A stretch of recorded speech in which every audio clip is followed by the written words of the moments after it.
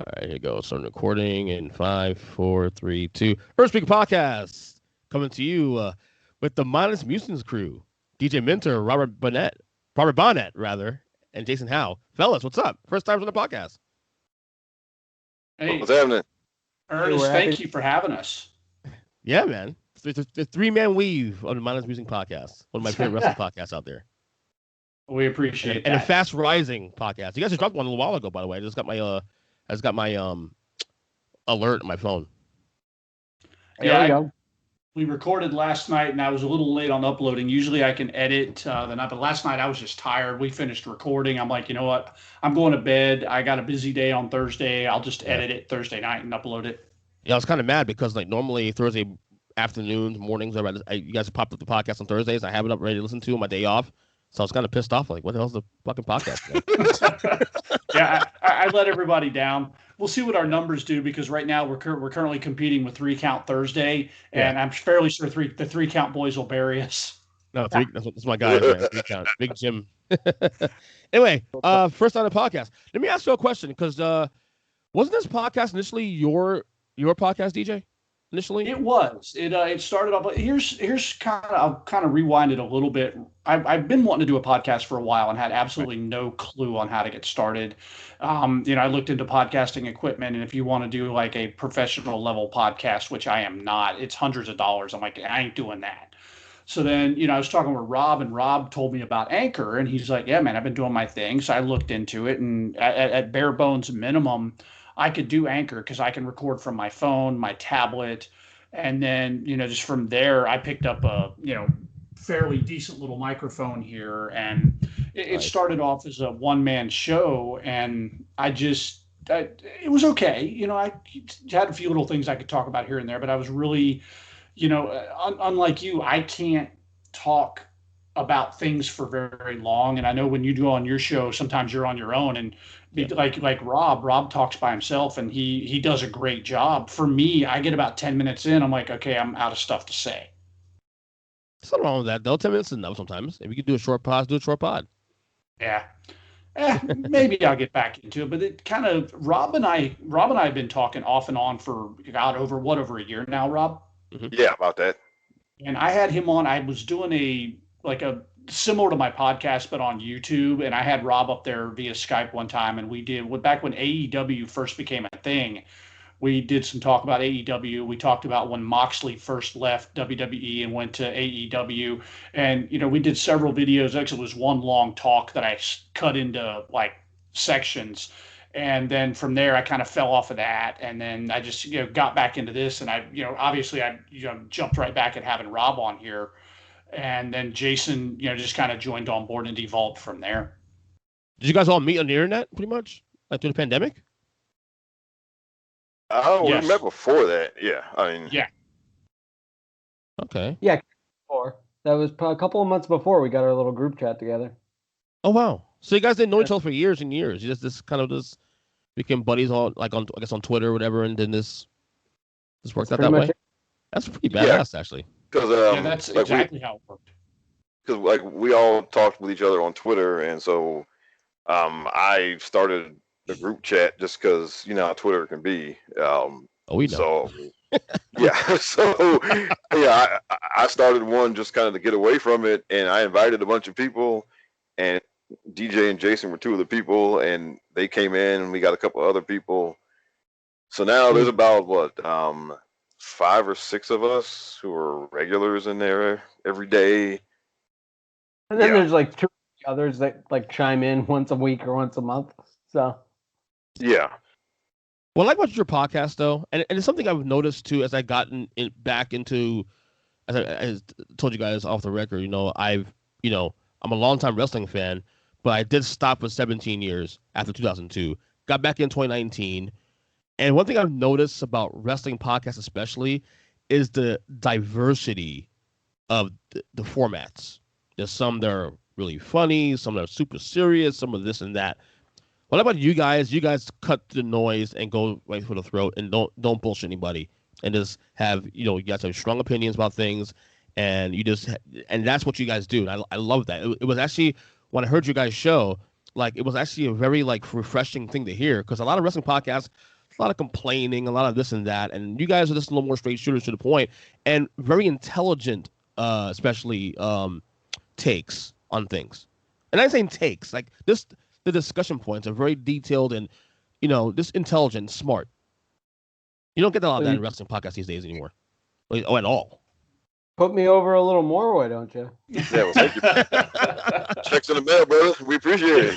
No, seriously, dude. So now you guys just mentioned the the internet, wrestling community, of course. It's the blessing and the curse, obviously, what we do. What is the most annoying complaint that you hear that this annoys the shit out of you, even if you agree with it? Jason, go ahead. Jason, go ahead. Take the lead here. That sucked. Okay, and it just sucked. Well, you got to give me more to work with than that. And then the other big thing is getting mad. The number one biggest thing that goes up my tailpipe is fantasy booking something and then getting mad at them for not going through with your. Oh yes, that drives me up the wall.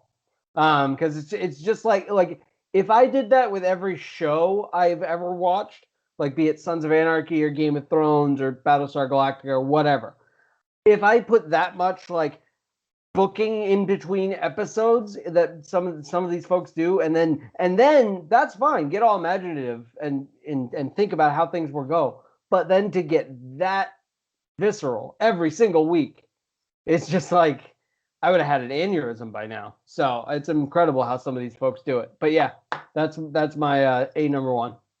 What about you, DJ? I'd probably pretty much agree with Jason, and then add to that just the hate watching.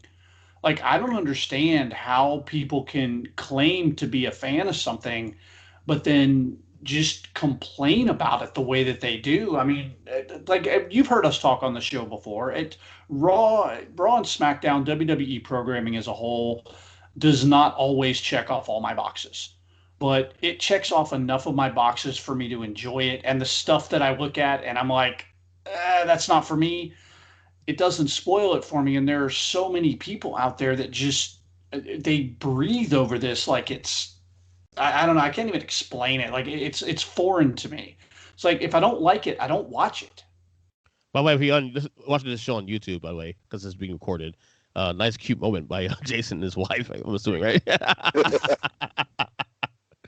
very adorable. Go ahead, DJ. Continue.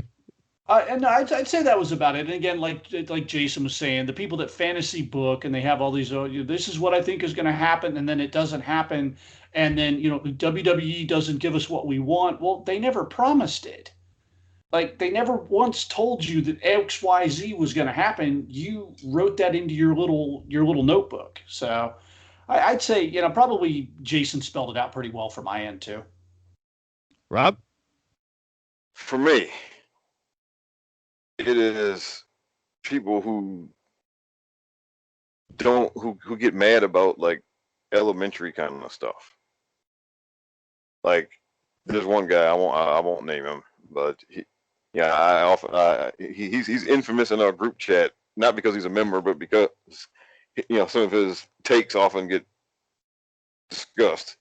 And he gets upset if there's like a match on TV with like a DQ finish. And me, having watched this stuff since 1985, I'm sitting there like, well, you big dummy, it's a match on TV.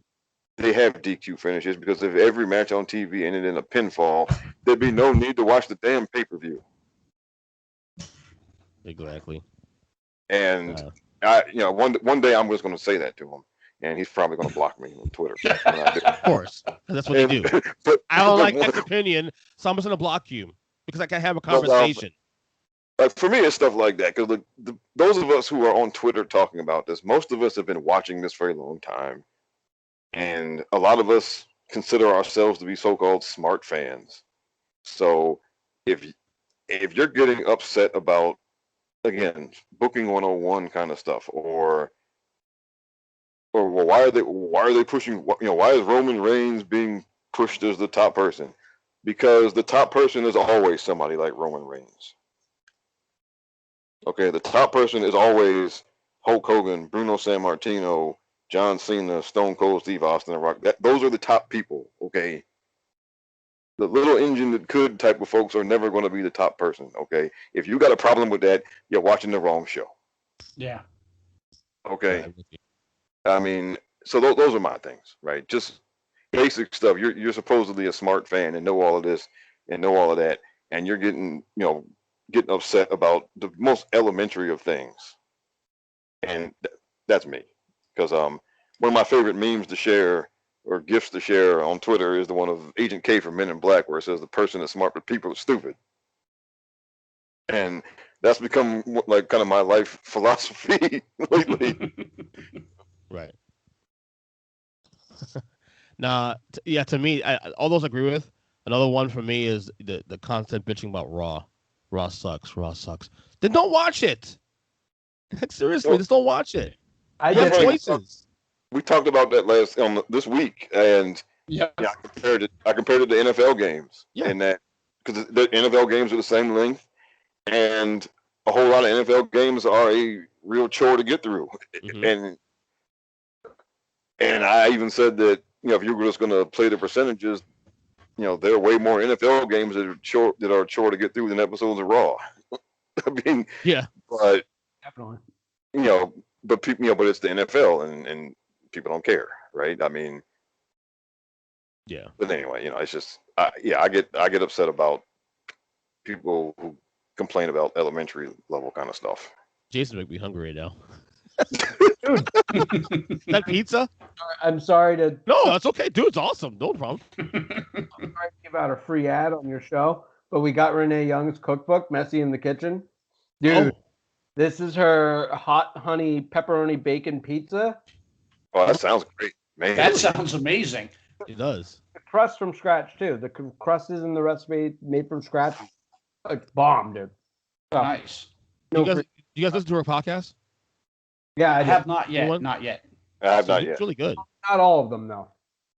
No, they're really good. I'm behind on a bunch of episodes, but one of the cool things is she has like a bunch of not like cross company people coming on her show, both WWE and AEW, even though she's not part of either company technically right now. She's still able to get, she had Shinsuke on this week actually.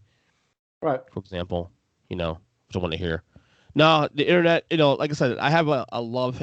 Look, anything that deals with entertainment or politics and you're gonna have that, section of people who are just, no matter what you do, they're gonna bitch about whatever, whether it's music or sports or wrestling or, it is what it is. But I feel like wrestling fans are the ones that kind of take the cake for me more than anything else, because it's the same old. Like, don't you get tired of complaining sometimes? The same arguments? I have friends of mine who literally every single week complain about the same goddamn thing every week. I'm like, so you have a choice now. Okay, for example, it's Raw. Raw is bad. So why are you still watching it? The same. In the hopes that this week will be the week that it's good. I don't know. Well, let me ask you this. That's actually one of the things I have on the docket. Like, I don't know how you guys feel about Raw these days. Because, like, my opinion of the WWE brands, like, I think SmackDown has been, and I might even include the Roman stuff. The Roman stuff obviously speaks for itself. It's amazing. But I think SmackDown as a whole, it's been a phenomenal show since late summer last year. And it's been ticking, like, smoothly. Raw has been kind of up and down for the last maybe year and a half, 2 years. I think Raw has a lot of holes in it, but I don't think it's like the worst thing on television, in my opinion. Where are you guys at with Raw these days? I would say back when they did the brand split, and I think this was a subtle nuance that I think a lot of people missed, and a lot of people probably looked at it as Vince McMahon just working the crowd. He said he wanted competition between Raw and SmackDown, and I genuinely believe there is a creative competition between the two shows that right now SmackDown is winning. I think that there are separate, and I'm fairly sure that I'm right on this. There are separate people doing creative for Raw, separate people doing creative for SmackDown, and I firmly believe that within the company, they're in competition with one another. And, they're like, I take the pandemic era. Some people will have, their thoughts and their feelings on Drew McIntyre's run. I think Drew McIntyre did an amazing job with what he was given during the pandemic with no crowd. Like the guy went out and won the Royal Rumble last year, had this amazing moment. And then, 60 days later, he's wrestling in the Performance Center in front of nobody but a cameraman. And that's so hard to pull off. And then when you try to make this massive shift from having to feed off the crowd to now you've got to do this, it's very hard to make that shift. But there were people doing amazing work on Raw, and I think people missed that. Like you look at Apollo Crews' run with the U.S. Championship and everything that they did with the Hurt Business. Now there were some stumbles. They stumbled with Retribution. But all in all, I can't complain about Raw that much. It doesn't always hit for me, but it's just I think it's that competition that right now SmackDown is winning. And if you look back historically, those two shows have done this. There are periods of time where Raw is very, very good and SmackDown's it's all right. And now we're in that vice versa phase. Jay. So I think I had a problem with just Drew. No, I didn't have a problem with Drew as champion, but I'm sure I've got into it with you and everybody. Drew as champion, and everybody just talking about how wonderful it was. It was just like my absolute like Twilight Zone, because I'm like, we're living the Roman Reigns experience. He's playing all the same parts. He's doing all the same things. And yes, he's a tall, big, good-looking dude who's a hell of a wrestler. Both of them are.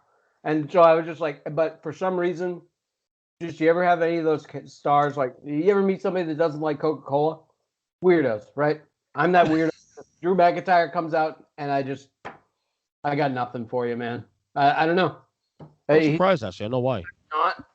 I would never tell you he's a bad wrestler. I'd never tell you he's a bad talker. He's excellent. Just for some reason that the whole clicking thing didn't happen for me. So I'm very biased when it comes to Raw. But at the same time, right now, I think SmackDown is just firing on all cylinders. Like the women's division is crazy. The tag division is crazy. It's just going to be and they show no signs of slowing down. Have you always felt this way about Drew, or just since he became champion? Since he became champion, when he won Rumble and became champion and all this stuff, and they literally they had a legend raise his hand. And he did this, he did that, and I was just it was beat for beat the if Roman had won at WrestleMania 31, because basically it was that journey. It was WrestleMania 31 and then the aftermath of 32 that squished together, and that was the Drew thing. Anyway, I'm not going to get all crazy about it because I like Drew. I like Drew McIntyre as a human being. I like Drew McIntyre as a wrestler. It just doesn't, I don't know. As a top guy, in other words. Fight clap. Yeah. Rob. Yeah. Okay. I'd say I don't think Raw is bad. I think Raw is fine. The difference between Raw and SmackDown to me, well, there are two differences. All right, is that on SmackDown you have the Roman Reigns story is just it's strong and it's great and it basically drives the entire show, and that makes a difference because during the Monday Night Wars, Steve Austin drove the show, the entire episode of Raw was centered around what was going to go down between him and Vince that week. So, and they're kind of running the same kind of playbook with Roman, right? It basically every week is, okay, well, what's going to happen with Roman? Who's going to piss him off? What's Jay going to do? And now Jimmy's in there. It's like, now you have what's Jay going to do? What's Jimmy going to do? And now now Seth Rollins has been drawn into the picture. Right, but there's a strong central story. There is a central storyline, and then that drives the train. And it's always a better show. It's always a better wrestling show when you have that, because it makes the entire show just easy to follow and all of that. Raw doesn't have that. They have a bunch of what I think are good pieces, but just they don't all add up into one thing well. And then also the other thing on Raw is that the women's division has just been patchwork since Becky left last year, and they just had one thing after another that they've just had to kind of scramble and make up for, right? So, Becky left, and then Kairi Sane went back home, and then Charlotte went and had surgery, and then so all three of them were gone, right? And then Lacey Lacey Evans gets pregnant. Yeah, that's correct. Yeah, she gets pregnant. And then she's out of the picture. She was supposed to be a big part of the story going into WrestleMania. And so she's out of the picture. And then, then Charlotte goes out again because the whole fake not fake, but the false pregnancy test, whatever. Weird, the whole thing. Yeah. Yeah. So she ends up out again. And then they got to call Rhea up early because they don't have an opponent for Asuka at WrestleMania. And now, so Rhea's been kind of just having to kind of learn as she goes. And so there's that, whereas on SmackDown, the women's side has been pretty well defined. You had Sasha and Bayley, and then once that was over, then they brought Bianca into the picture to lead up to WrestleMania, and now you got basically the Bianca championship reign story going here. So so it's been pretty simple and pretty easy to follow. And I think those are the main two things. Like, Raw just doesn't have a central narrative going, at the forefront. So you just have a bunch of pieces that are all over the place, and most of the pieces are very good. I think the stuff with Bobby as champion is very good. I think what's going on with Riddle and Randy Orton is good. Now that I think the stuff they're doing with Charlotte and Rhea is going better than what they a few weeks ago. I think that's moving in a good direction. I think AJ Styles and Omos have a good thing going. So there are a bunch of different individual things that are going well, but there's no central storyline like driving the whole thing.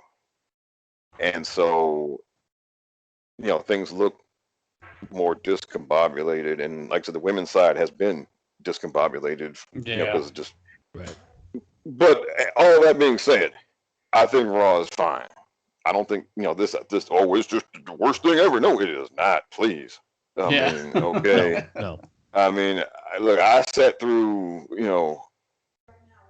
91 WCW and 2000 WCW. All right, and people compare stuff to 2000 WCW who never actually watched 2000 WCW.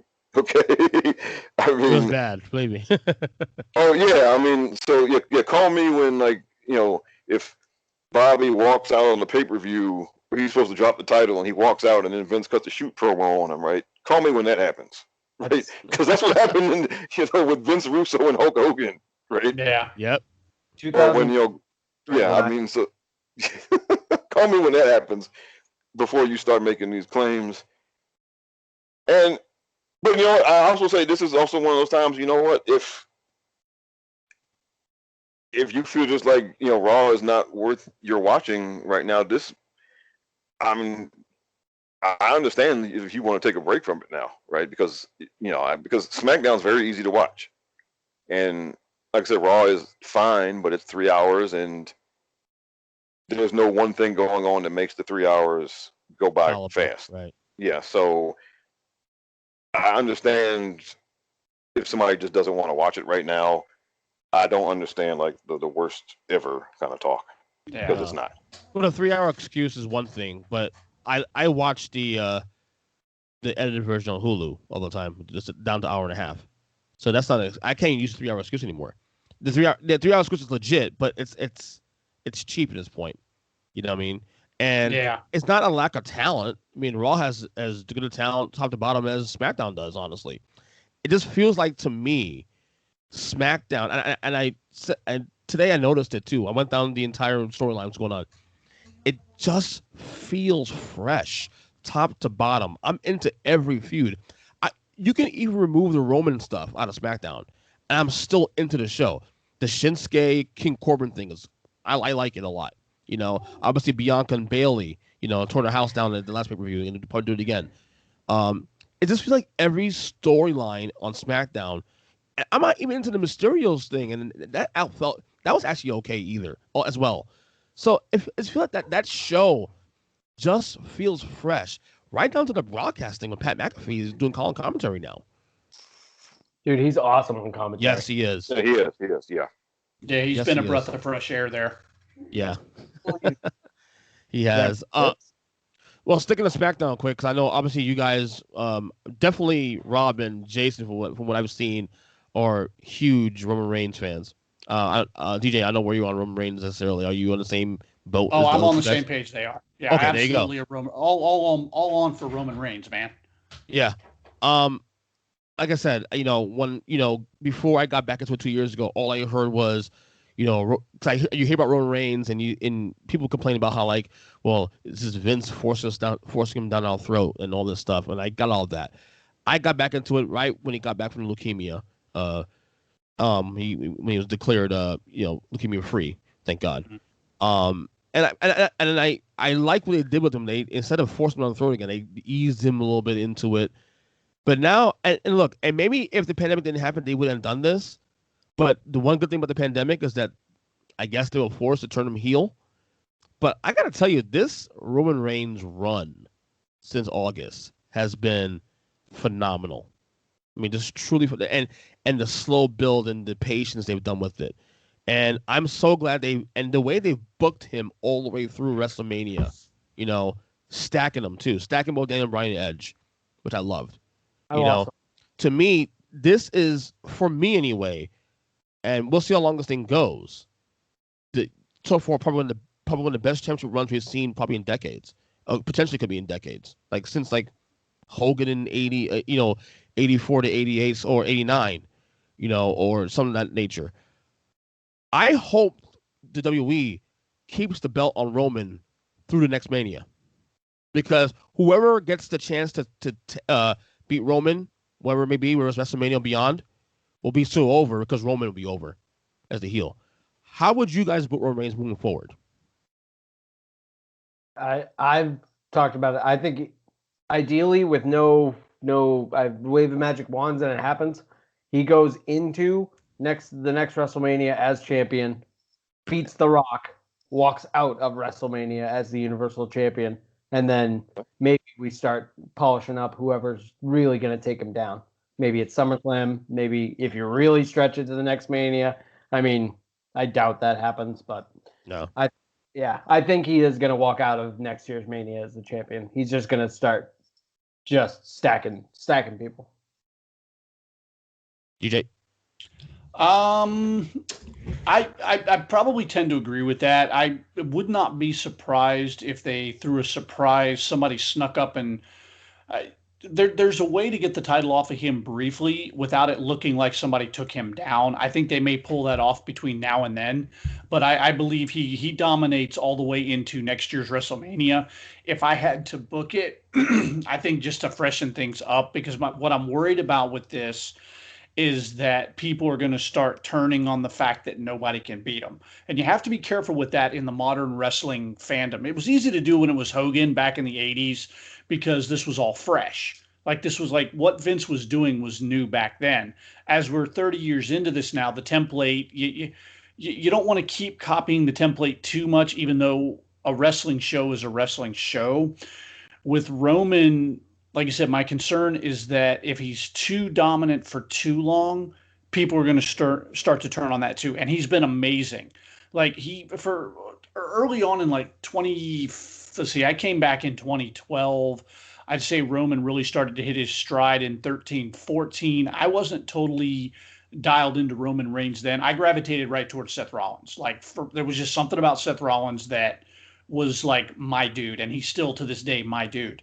But I also was still early on in the internet wrestling community on Twitter, so I was falling into all those getting pushed down our throats trappings, and I really fell into that. And then before I really started to pull myself back a little bit and look at it, as a fan and a lifelong fan and as a former worker, saw what they were doing with Roman Reigns, and that's when I became a fan of him.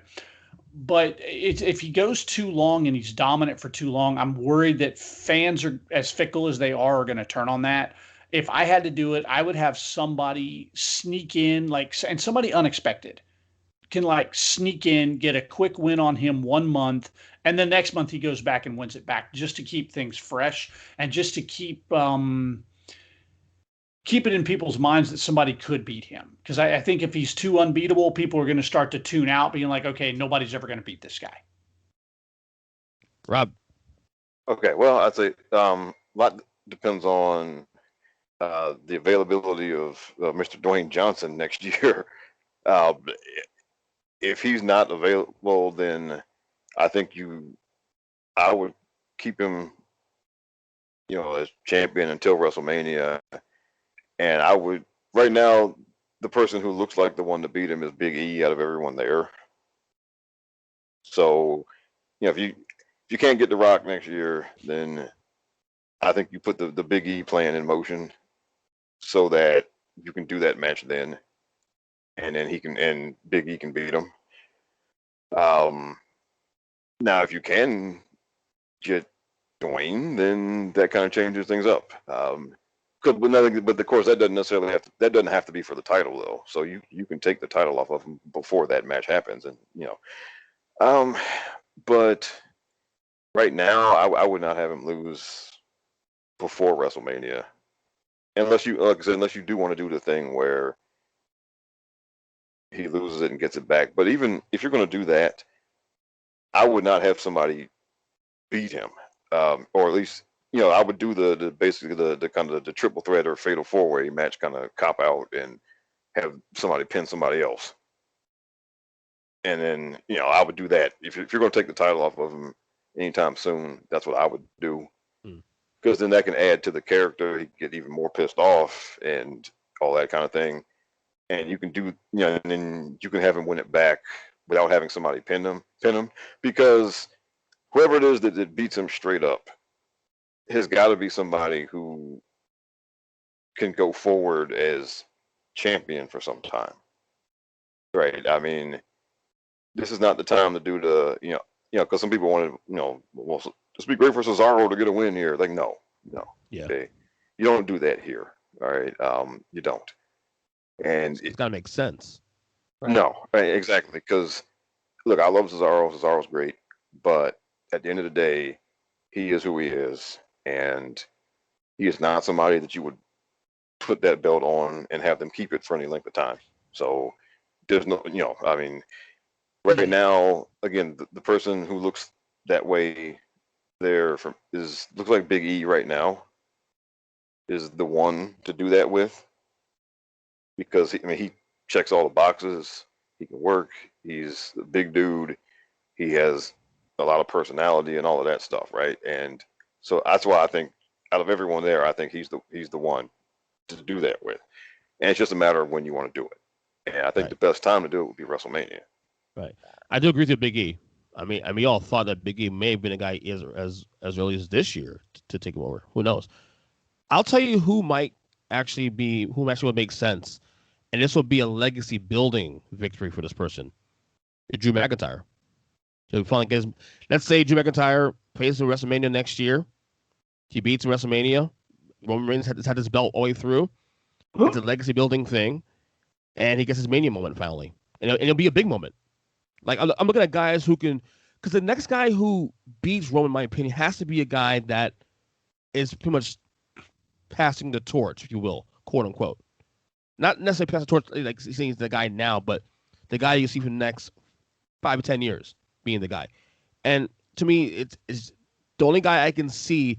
I mean, I like the Big E thing, but I think Drew McIntyre is the only other guy I think that can benefit from beating Roman by getting that Mania moment and then building an even bigger legacy than what he has already now.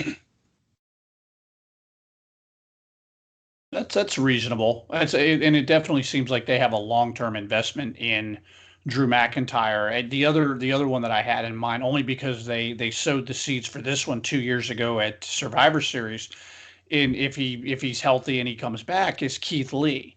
Obviously there's a lot of buzz around Keith Lee. I'm huge on Keith Lee. Like they could push him to the moon and I'd be the happiest pal on the planet.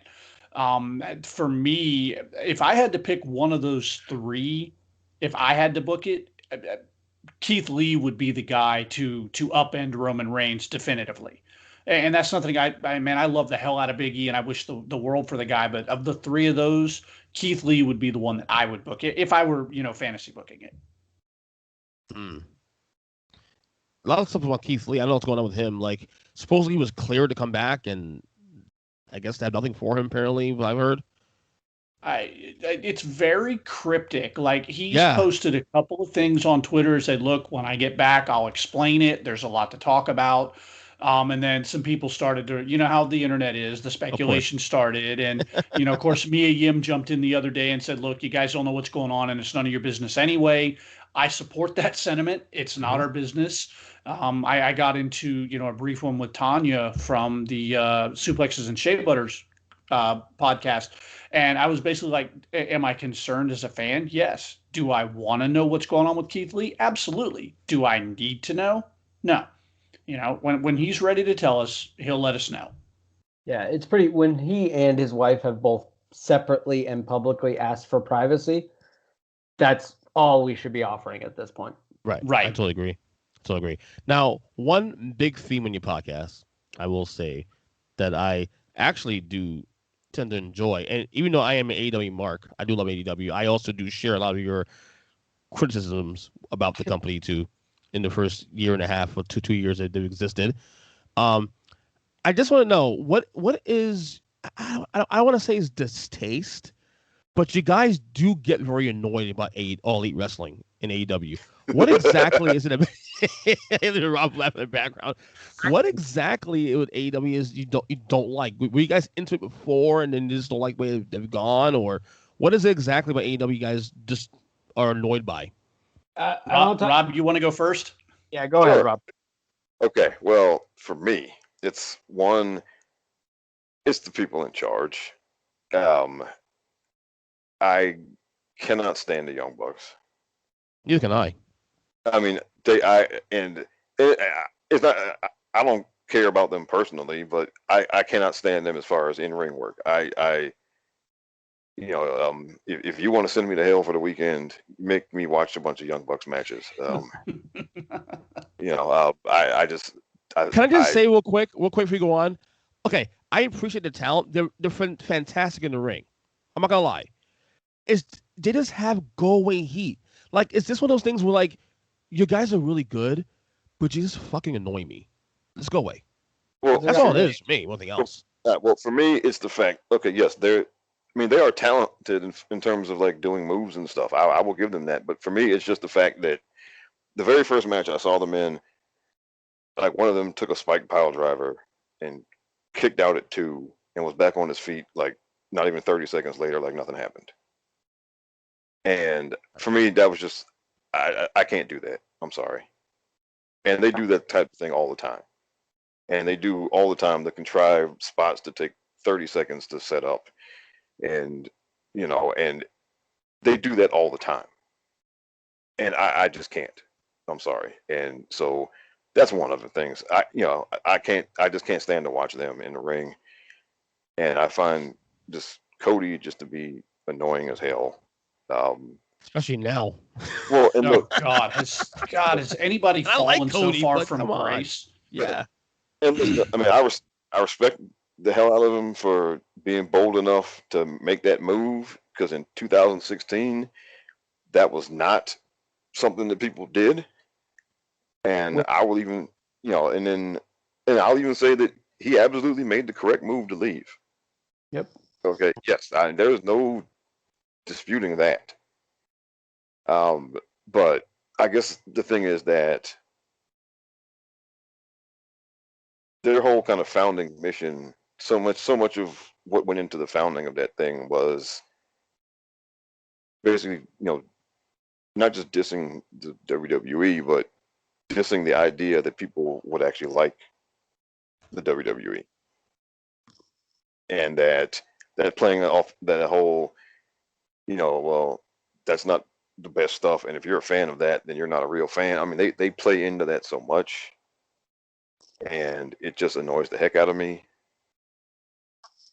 And honestly, and and all the stuff, basically the whole, kissy face stuff with Dave Meltzer that they do all the time, because I can't stand Dave Meltzer. And so, I mean, it's all of that stuff together, right? I mean, and then look, there are people there who I respect, and as like I don't mind Kenny Omega, right? I don't. I mean, I don't think he's as good as people say he is, but all right.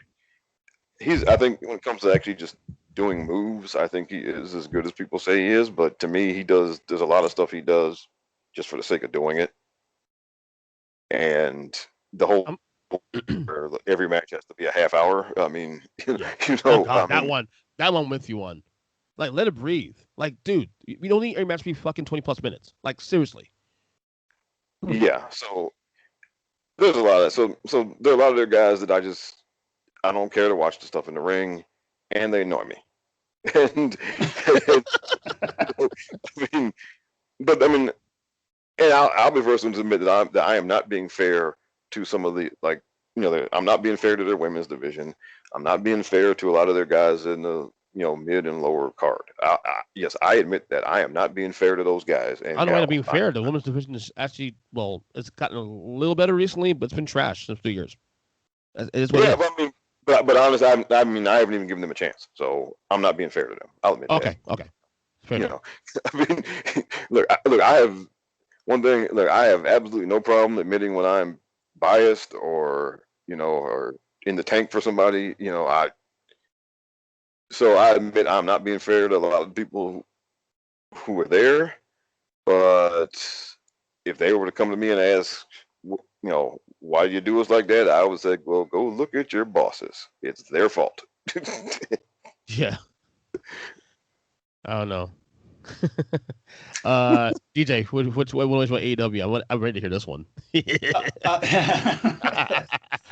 Probably a little bit of what Rob said. I'll be honest here. When AEW first became a thing about 2 years ago, I went on my YouTube channel and I did a little video on that.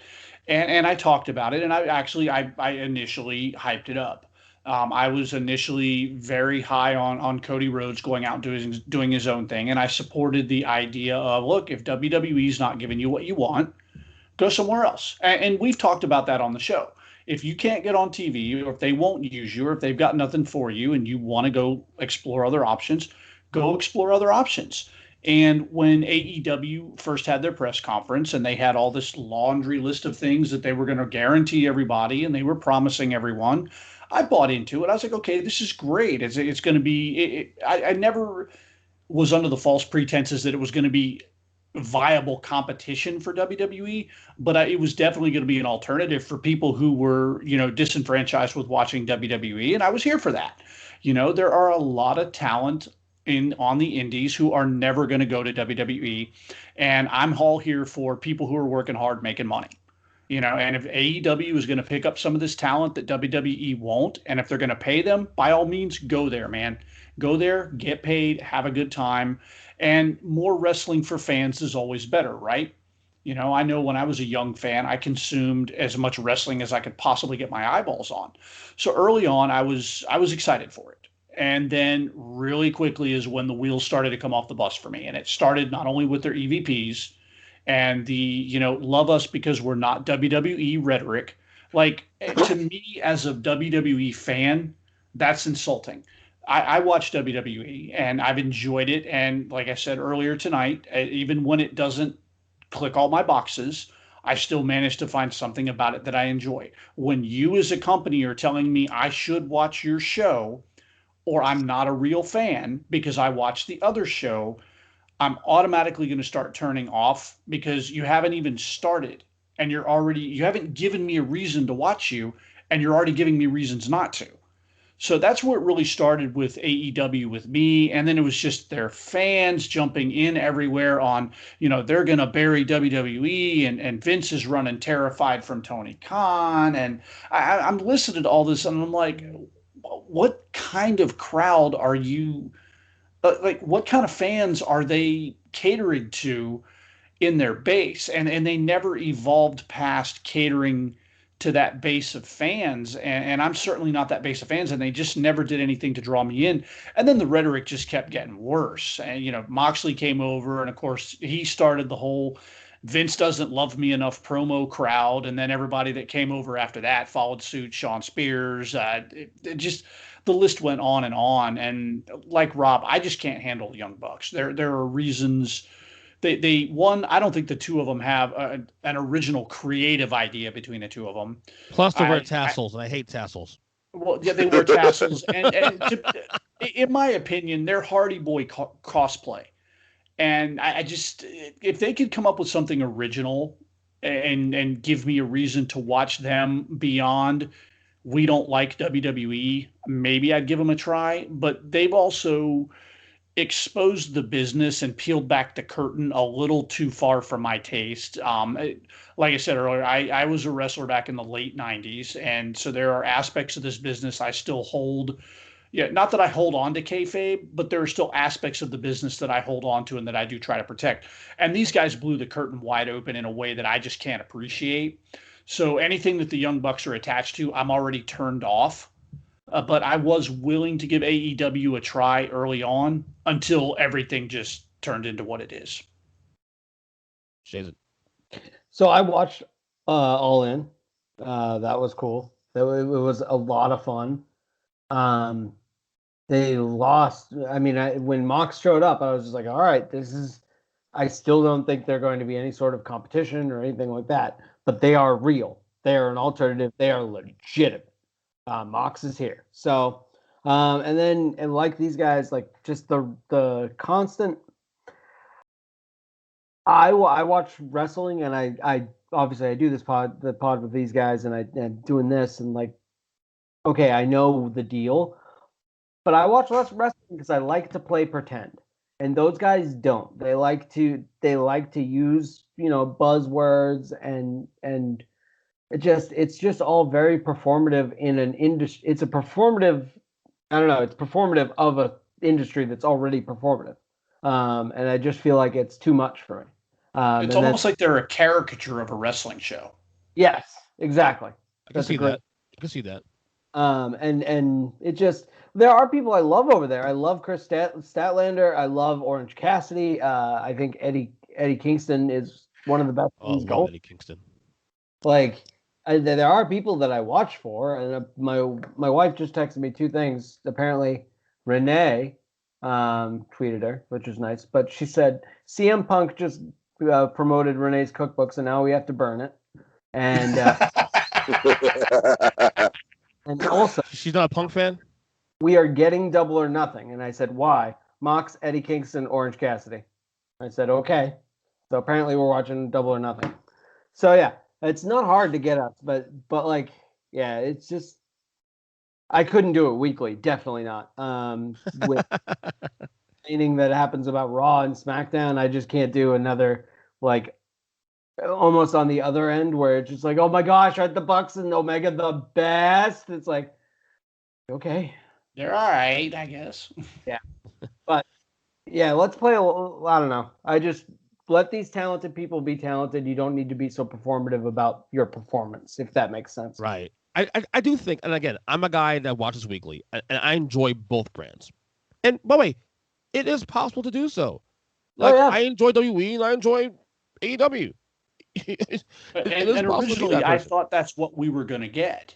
Like, you could watch both shows, like back during the Monday Night War. Yes, there were sides, but a lot of us watched both, and I thought that's where we were headed. Sorry to cut you off. No, it's okay. No, you enjoy both shows. I do think something you said though. They do try too hard sometimes to be smarter than they really think they are. They do try too hard. Like, just put together a wrestling show. Forget WWE. Okay, the WWE is doing a different product. Okay, you worry about you.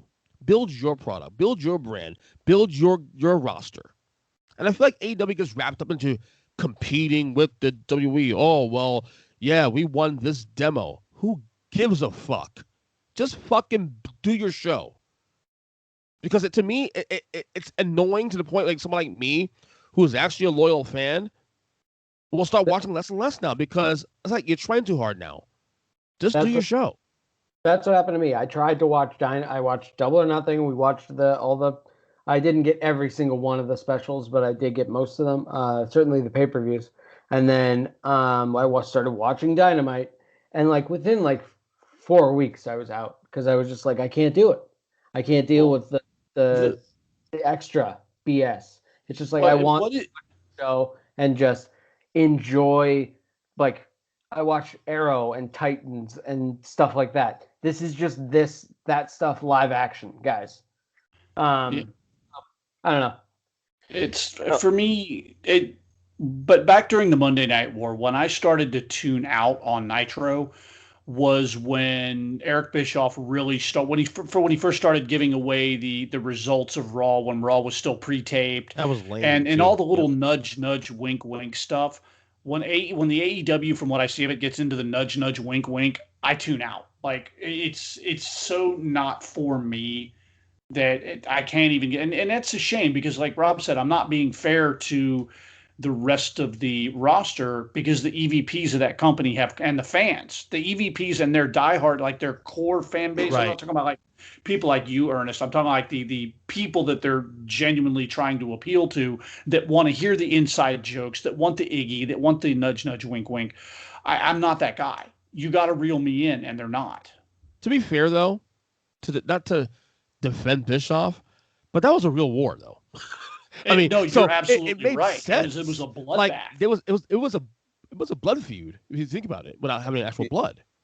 Well, yeah, and let me just add to that because I've said a few times that y'all don't really want that, right? No. I mean, because that ends with somebody going out of business. That ends with a lot of people being out of work, and they don't all get to go to the other company. Okay, and so my thing is y'all don't really want that, and let me also add that ultimately, for all the talk about ratings and all of that, ratings are not what killed WCW. What killed WCW is that they were bleeding money. Yeah, and ratings had nothing to do with it. I mean, like they still, for a show on cable, they had good ratings, even though they weren't what they were at the peak. It's just they were bleeding money. They had a bunch of guaranteed money going out to a bunch of people, and then the people in charge at AOL, Time Warner didn't want to pay the bill anymore. I've always said for years that WWE never beat WCW because if you freeze frame 1998, for example, and look at both rosters, WCW by far had a more talented roster top to bottom than WWF. Oh, absolutely. Not even close. Oh, 100%. Not even close. 100%. Eddie Guerrero, Chris Jericho, you name it. Go down the line. I'm not even talking about the Hogans. Fuck the Hogans and Nash to the Hall. I'm talking about the mid-tier guys who were the undercard and the mid-level card was fantastic. They were top, like we were talking last night about the Luchadors. I loved the WCW Cruiserweight division. Yeah, Jericho. Yeah, Jericho. I mean, like I said, it was just poor money management. You had Kevin Nash booking matches. Like the booking was horrible. And I checked off when Wolfpack exists. I hated the Wolfpack angle. Oh God, I was any old Hollywood guy. First, I'm a Hogan disciple for years. Not anymore, obviously, but for years I was Hogan disciple. When he went heel, I went heel with him too. Okay, when he went to Hollywood and Wolfpack, I went Hollywood. Okay, that to me, I tuned out WCW once they did the whole Wolfpack Hollywood angle. It was stupid as hell. But Rob, you brought up something about ratings, and I read your blog today on your site. Is it RobSGenius.com? Yes. Okay. Great article, number one, you wrote there today. About ratings and about this being probably the end of, something about Meltzer. Was it Showbiz Daily? Showbuzz Daily. Yeah, Showbuzz Daily. Might be shutting down their, I guess, revealing the ratings and whatever. And we discussed, obviously, when this whole thing started with AEW Wednesday Night Wars, quote unquote, AEW NXT, like I was kind of into it just because I wanted to get that feel of the old days of the Monday Night War and all that. But at the end of the day, we're looking at chump change here. We're arguing about 800,000 views versus 700,000 views, not 4.2 million versus 3.4 million, things of that nature. You know what I'm saying? And right. So I don't mind the ratings argument. I like numbers myself, so I don't mind it. But it did get to a point when it got really annoying. This is why I'm kind of happy the whole they NXT's on Tuesdays now, and then AEW has Wednesdays, and just let it be. So, ratings, are they over? Have they always been overrated, or what is it? What do you guys think about ratings today? Does he matter anymore? Well, okay. Were they always over? Well, they weren't always overrated. Because when WCW started beating WWF at the time, that was the thing that they could hold up and say as evidence that they were winning. So in that context, they mattered, yes, because you literally had, WCW at one time was like the distant second company, and they needed to change the narrative, right?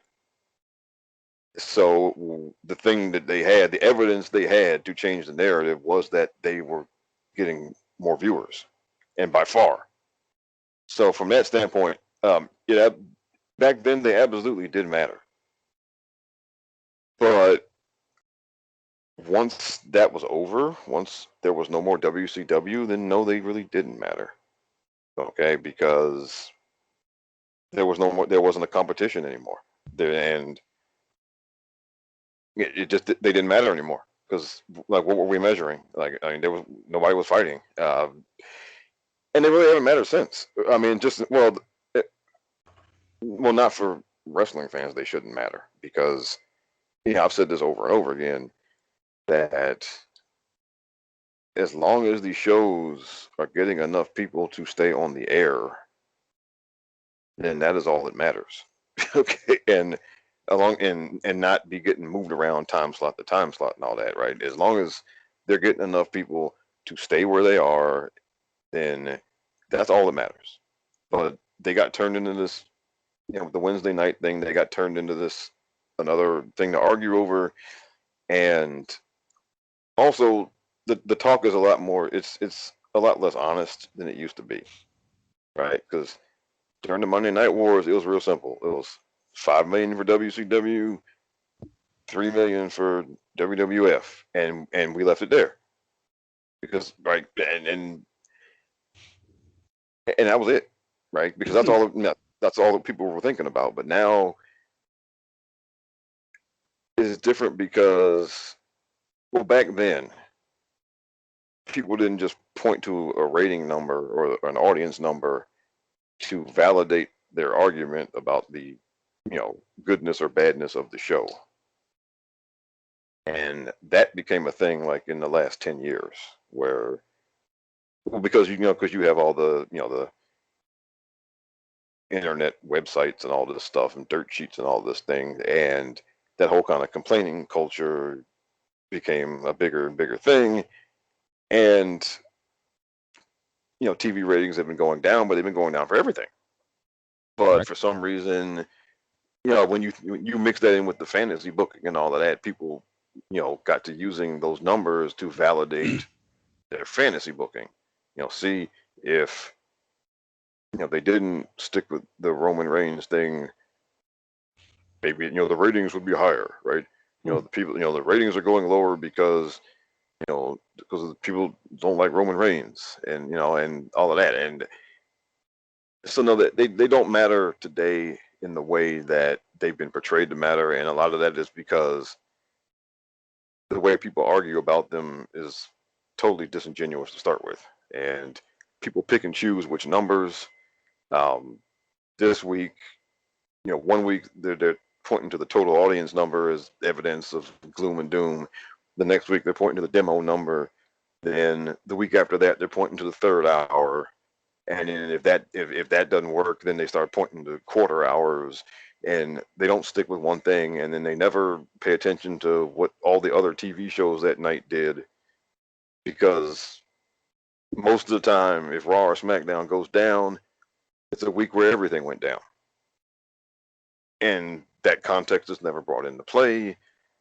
And then like with the Wednesday night thing, you had in January, one Wednesday you had people storming the Capitol, and then the next Wednesday you had the inauguration, right? I mean, of course, fewer people are going to be watching TV those Wednesdays because there's like real shit going on. Right? But in those contexts is never brought up, and it's just so no, they don't matter the way that they're mentioned, and the networks aren't using them like they used to because people just don't watch TV like that now. I mean, Not at all. My kids don't watch TV. Mine don't. Mine doesn't either, and they watch wrestling. That's it. I mean, with mine, it's all YouTube and streaming stuff. It's they don't. And even that's not in live. We watch on demand. We watch on Hulu the day after. Yeah. So yeah, I mean, it's all everything is like they do not sit down in front of a television set and watch TV. They don't do that. And so if I had and I think I said this on Twitter, like if I had a Nielsen box in my house, it wouldn't matter because I could just send them an email and tell them what I watched, and it would be just the same. Yeah, same here. I mean, I think sports. That's it. That's sports. Yeah, I don't think I watch this live anymore.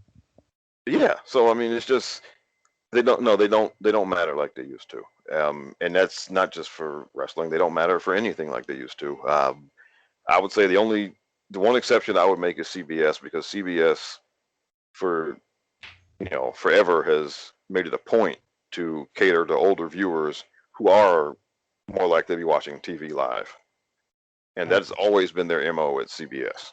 And they do, for the record, I follow some of the ratings, some of the shows on there. They're still getting pretty good ratings. 10 million viewers on Friday nights for like Hawaii 5-0 and whatnot. Well, and that's because, again, like I said, they make it a point. CBS as a network has always just catered towards older viewers. They decided that that's just what they're going to do. And it works. Yeah, so I'd say out of all the networks, they're if you want to say do ratings count, I'd say for them, yeah, but for everyone else, not really.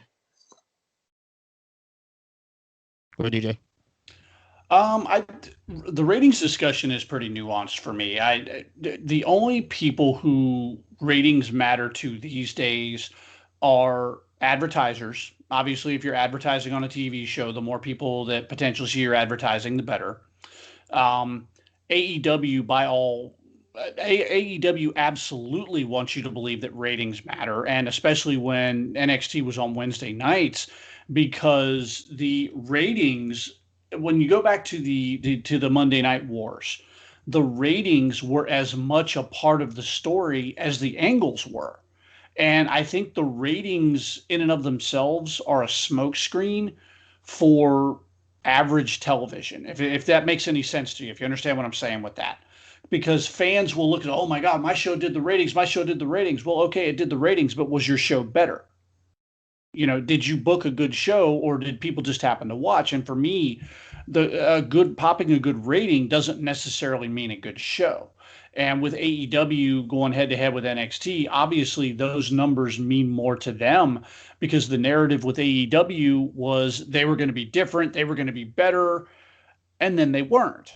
They were just a wrestling show who went by the TV wrestling template, but everybody's focused on the ratings. Well, did they pop a rating? Oh, well, they beat them again. It was 820,000 to 690,000. So, they must have been better that week. And not necessarily so. The only other people who really ratings matter to today are wrestling podcasters.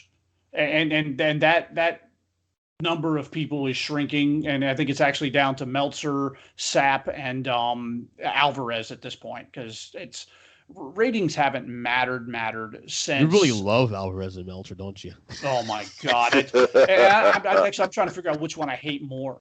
I think Alvarez, pisses me off the most because the guy is supposedly a trained worker, and the way he gets out there and talks about the business pisses me off as somebody who was a trained worker, because I'm like, dude, did you pay attention at all?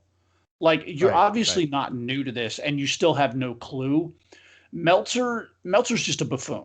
And that's his end all excuse, is that he's a buffoon. He's a wonderful. I'm sorry. I think he trolls on purpose because he's had such a legacy for about 40 years now, been the voice of the, of the dirt sheets and whatnot and everything else. So he has such a, he's not, I guess popular is the wrong word to use though, but he's so well known within the, you know, the corners of the internet community, the wrestling community for decades that, whatever Meltzer says, he's right, grandfathered in. Yeah. And I will say this in positive about Dave Meltzer. The man is a walking encyclopedia of wrestling. He's probably consumed more wrestling than any human on the planet, and I think that's both amazing and sad. And I've been watching about as long as Rob has. I was there for the birth of Hulkamania, and actually I was watching before then. I was, there at near the beginning of Dusty Rhodes' big babyface run, but I wouldn't even put my wrestling knowledge against Meltzer's when we're looking at it from an encyclopedia historical standpoint. You know what I mean? Right. Go ahead. So, go ahead. I'm sorry. Well, ratings are dumb. Hot take. Hot take. These shows are going off the air, first of all. They both just got new shows. So I mean, they all both. Dynamite just got another show. TNT is obviously very high on them because, I'm sorry, maybe you didn't foresee TNT getting the NHL, but really, as Rob was saying, like, as long as you're not getting moved around in time slots or getting canceled, you're fine. And I feel like this is the one exception where it'd be like, okay, well, yes, now you have to move. I don't care what show you are. We got the NHL. But that being said, they're not moving around. They're not going crazy. None of these shows are going off the air. But people act like WWE and, for that matter, AEW are going to close their doors in a month if ratings dip below 1 million. And it's just like, guys, it's going to be okay. They're all still going to be on TV in 5 years. I fully guarantee that. Oh, yeah. And then the other thing about the whole Wednesday night wars and the wars and this and that and the other thing, it's like, this isn't a real war because, I mean, I feel like Vince would go broke before he let that company close its doors. Like, he would make sure his kids had no inheritance whatsoever if it would save the company. And the cons aren't doing that for AEW, guys. Right. So right away, you're not on a level playing. Exactly. And only that, you're fighting against the third brand that's still probably still developmental brand versus your A show, a Dynamite. Like, stop. Like, seriously, stop. Speaking of ratings, it's the last thing I'll talk to you before I guys let you go. Because it's a topic I talk about a lot with fellow wrestling podcasters and people across, and ratings. The Attitude Era. Everybody loves to wax poetic about the Attitude Era on social media about, you'll see on Instagram people posting things and, videos of some of the best moments of the era. I don't know how you guys feel. I lived it. I watched everything through it. I enjoyed it for what it was, but man, the Attitude Era is overrated. Massively overrated too. Not just overrated, massively overrated. Where do you guys stand in the Attitude Era? Because I think it's the most overrated era of wrestling history, in my opinion, given what it accomplished and whatnot. But creatively speaking, I don't think it's as creative as you thought it was. Well, I'll go first. I feel like we watch a lot of highlights of the Attitude Era because that's what it was. There were a lot of the highs of the Attitude Era are some of the highest you've ever been. Correct. But the lows are pretty terrible, and no one wants to remember the lows. I was a WCW guy because the show Nitro, from beginning to end, I feel like, they had more wrestling, and that's just what I was into. They had more just guys fighting in the ring, and that immediately drew me in. But I feel like it kept my attention the entire time, and I was only like 14, so it was working. But yeah, the Attitude Era is definitely overrated because they had you had some of the all-time performances, and we're always going to remember those. But yeah, it's not. There were some pretty bad matches that they put on at 8:45. So on Raw. So I'd argue there were more bad than good matches. Actually, it's just that the good ones just really stood out. That's probably why they get highlighted so much. DJ. I have fond memories of the Attitude Era, mainly because my little core group of friends that I've known for 20 some odd years now, we bonded over wrestling, and we all that it was appointment television, sitting down watching Raw, watching Nitro, and then eventually just Raw. So there were a lot of good memories of that, but that's more peripheral memories than memories of the actual product. Like there was some really good stuff. Like they captured lightning in a bottle twice with The Rock and Stone Cold Steve Austin, and we are never going to see that again. Like no matter how big anybody gets, we are never going to have two talents of that magnitude in the same time frame ever again. Would you say real quick? Would you say that Hulkamania kind of sort of had that at a lower form, even though there was a clear 1, clear 2 with Hogan and Savage, and maybe even to a little lesser extent Hogan and Warrior for about 2-3 years? Maybe I'd say more Hogan than Savage. I'd say that as much of a fan of the Ultimate Warrior as I was, and as much of a teenager, I kayfabe believed that the Warrior was every bit as important as Hogan was. Realistically, looking back at it now, it was probably more Hogan Savage than Hogan Warrior. I'd say a little lesser, but I'd say in the overall grand scheme of things, Rock and Stone Cold was just a bit overall. The two of them were higher because you had Hogan, you had Savage, you had The Rock and Austin, and The Rock and Austin were on the same level at the same time. You see, I always thought, even then, I always felt Austin was still, if not clear number one, he was still a neck above The Rock. Well, he paved the way.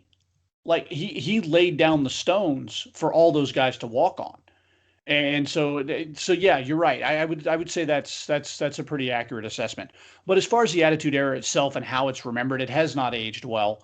A lot of those segments were really bad. A lot of the matches were mediocre.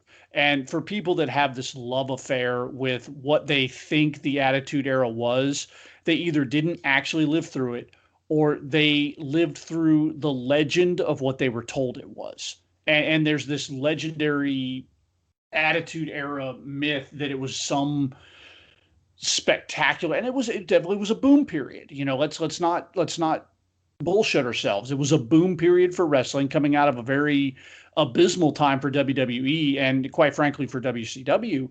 But at the same time, when you and I said this on our show a couple weeks ago, when you stack up the talent in the Attitude Era versus the talent now, the talent in the ring now is heads and shoulders better than a lot of the athletes in the Attitude Era back then. And when you look at the segments and the actual wrestling, you can't compare the two. Oh, the wrestling today, without question, is better than any era of pro wrestling. In ring. Absolutely. And that goes for all companies. That goes across the board for all companies. Yes. Go ahead, Rob. Okay, so I'd say, well, like everyone has said, one of the things about the Attitude Era was that you had Austin and Rock there at the same time. That's like having like Jordan and LeBron on the same team, right? I mean, that's what it was like. So I mean, they covered up a lot of garbage, basically. Oh yeah. Look, if you have Jordan and LeBron on the same team, one of us could be like the fifth starter, right? I mean, so yeah, I mean their presence covered up for a lot of stuff, and like I said, there were a lot of bad matches. There were a lot of bad segments. Remember, that's the era that gave us, DX and blackface. We can't forget that now. That's the era where, that's the era where the women's division was, bra and panties matches every week, right? I mean, we can't forget that. I mean, yes, we had two of the all-time greatest ever to do it there at the same time, But there's, I mean, to make a contrast. All right, so now when Raw was 2 hours back then, and the kind of comparison I made to how Austin McMahon drove that show and how Roman Reigns drives SmackDown, the difference is that with SmackDown today, the rest of the show, you got Big E and Cesaro and Seth Rollins and the Mysterios and the Street Profits and Bianca and Bayley and Sasha. And back then, the rest of the show was everybody else. Val Venus. The rest of the show was, just a whole lot of bad stuff. And then even the guys who were good, they had the 2-minute matches, right? Because the show wasn't about the matches; it was just about the catchphrases and all of that stuff. So it's aged really bad, a lot of it, because it was centered around a couple of people, and it was centered around catchphrases and backstage skits and all that kind of stuff. And you absolutely need those things to have a good wrestling show, right? Because nobody just tunes in for the matches. Right. But back then, the ratio was way too slanted in the other direction, and it worked because you had two of the best, to ever do it. Like two of the top 5 to ever do it there at the same time, and that made everything else better. Just like how, if you had Jordan and LeBron on the same team, you have your shooting guard or whatever is getting wide open threes all game, right? So I mean, you have Rock and Austin there, so then the DX stuff is just better by proxy, right? Edge and Christian are better by proxy. Mick Foley is better by proxy. I totally agree with you on that one. The proxy argument, so true. And now, so no, we don't have a Rock or Austin right now. We don't. Look, we love Roman Reigns. He ain't them. All right. Is he Hogan? No, is he Hollywood Roman? as much as I despise Terry Bollea in 2021, yeah, I do not like it when people play revisionist history as far as how much business he did and how good he was, right? I feel like you and I, maybe not you. I know I have with Hogan, I have a, divisive, like how to deal with Hogan now. Like, obviously I hate Terry Bollea of what he said, and even though I'm a forgiving person, we're wrong.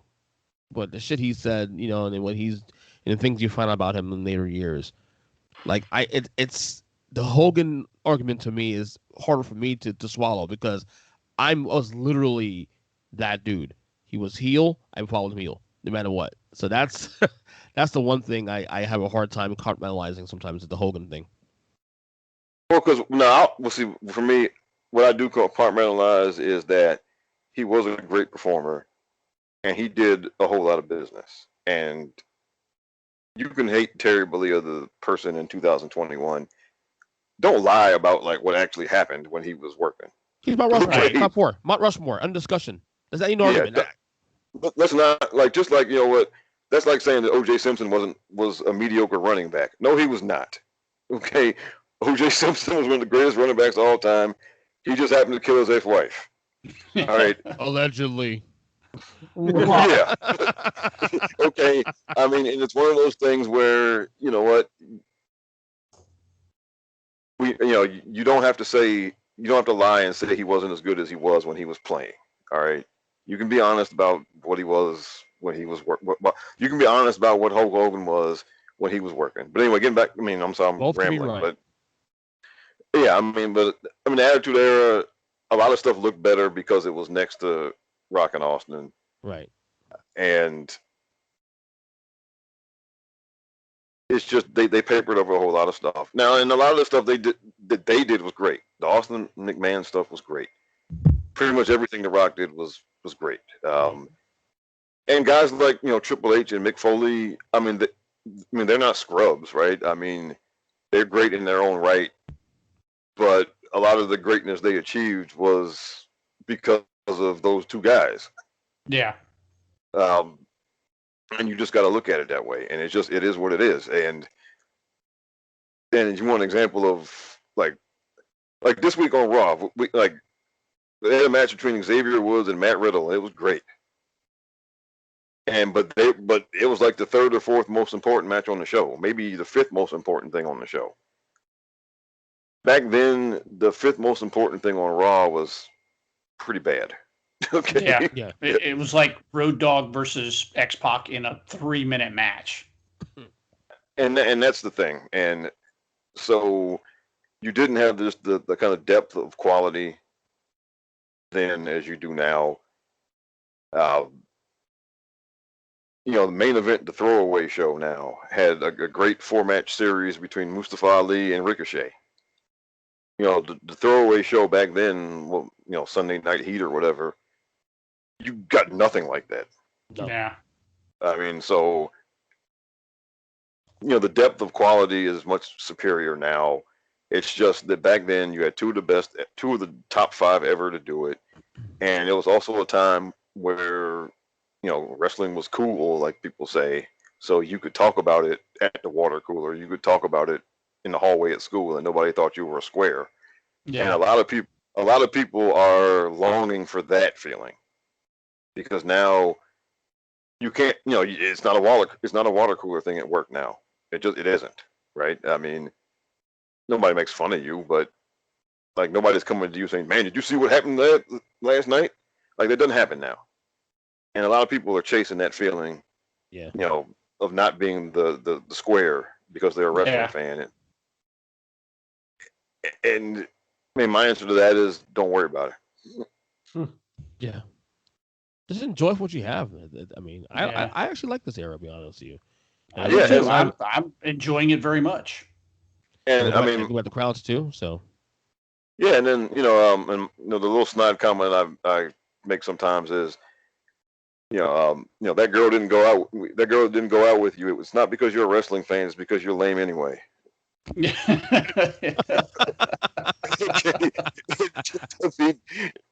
Like you being a wrestling fan has nothing to do with it, right? I blame my hairline. One last thing, let you guys go. One last thing. Have you guys watched the A&E docs? Nope. I have not. I don't have access to A&E. Oh, okay. I just haven't. I watched Savage. I watched Piper. I watched Austin. Like those are the ones that interested me the most. I didn't watch Warrior because I knew that was going to be just straight propaganda, and I knew, and I just said no, no, and I didn't watch Booker T because I've heard pretty much all of his story, so it just wasn't anything new to me. Really. Yeah, same thing. I saw Austin. I saw Savage, obviously my favorite of all time. I just saw Shawn Michaels today. Oh, I watched that one too. Yeah, that one's really good, actually. Really, really good. I will say though, as much as I do enjoy the docs on A&E, Dark Side of the Ring. Now, obviously, they could be propaganda to some degree, some of these docs, but I find the Dark Side of the Ring ones a little more down a rabbit hole, if you will. I like those. Like the Brian Pillman one was really interesting too, especially. Well, I've watched a few of those, and those can be kind of depressing. The ones that I've watched are just like the New Jack one because it was just wild stories, and I watched the one was it Herb Abrams, the promoter guy, because that was just ridiculous, and then and the fact that he basically died in a literal pile of cocaine and hookers. I mean, that was that was just kind of crazy. Some of those other ones, like I didn't want to watch the Von Erich thing because that to me, I remember that, and that was just sad. That was depressing. I saw that one. That was depressing. I didn't want to see that again. I mean, Dino Bravo was depressing too. Dino Bravo one that was depressing as well. Yeah, so that one would be. Yeah. I'm not here for those. Because what happens a lot the next day is, man, why do we keep watching this stuff? Vince is terrible for doing this and doing that. And I'm like, okay, well, you watch the NFL too, so yeah. I was like, did you guys ever watch the documentary that came out in the 90s? What the hell was the name of Beyond the Ring or Beyond the Mat? Beyond the Mat. 1999. Yeah, it was the same kind of thing. It was a complete burial of Vince McMahon and more specifically, and that's something that I'll say about Vince. There's a lot you can complain about Vince about. But one thing that people in the business, and particularly fans in the business, need to realize, that old man has taken every bullet for this industry. Like, when something goes wrong in the industry, even if it wasn't directly on his watch, if it was somebody who worked for the company 10, 15, 20 years ago, you can be guaranteed somewhere in the news article, ex-WWE wrestler, ABC, got caught, doing whatever. And it's the bullets that Vince takes for the business that I don't think people have an appreciation for. Oh, of course, absolutely. Okay, he gets blamed for shit he had nothing to do with, like even close to him being involved with. Oh, absolutely. You know what I'm saying? So, anyway, hour and a half recording tonight. That's good, guys. Awesome. This has been a good time, man. Yeah, it's a great time. You guys want to? We can win another hour and a half, honestly. I'll have a pissed off girlfriend, and I'll probably fall asleep with my face in the laptop in a minute. Yeah, I know. You got an early morning tomorrow. You guys want to plug your Twitters and stuff, and the podcasts and all that? Jay, you go guys first. Go ahead. Jay, go first. All right. I'm just a dude. I'm very lucky to be in the same sphere as you guys, and you guys drag me along on this journey.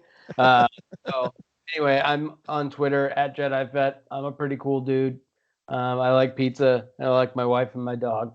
So, and Roman Reigns is the big dog of the World Wrestling Federation. Acknowledge him. Rob, go ahead. Okay, you can find me at Twitter at RBONNE1. I'm usually the oldest guy in every Twitter thread I'm in. And you're 47 years old? 47, you said? Yes, 47, yes. Yeah, he's old. So there are plenty of times where I'm like, okay, I can't believe I'm arguing with a 20-year-old here. You got 6 on me, bro. It's okay. I'm 41. You got 6 on me. But you can find me there, and I'll leave it there because I can name about 10 other things, so I'll leave it there. RBONNE1. If you're lucky, I won't call you stupid. Oh wait, Rob, I really enjoy your podcast too. Your solo podcast, boy. I enjoy it. Oh, thank you all. Well, that's the Rob the Genius podcast, and actually, I have to go finish that now. It's interesting. You do your show like in segments throughout the week, right? Yeah, because I take the ideas as they come to me, and that way, and also that avoids the kind of rambling for an hour kind of problem. So I used to do I take it as it comes. I try to keep segments to 10 minutes or less, and I got my first copyright strike this week, so I got so I gotta figure out something there. We're trying to find some royalty-free music then, man.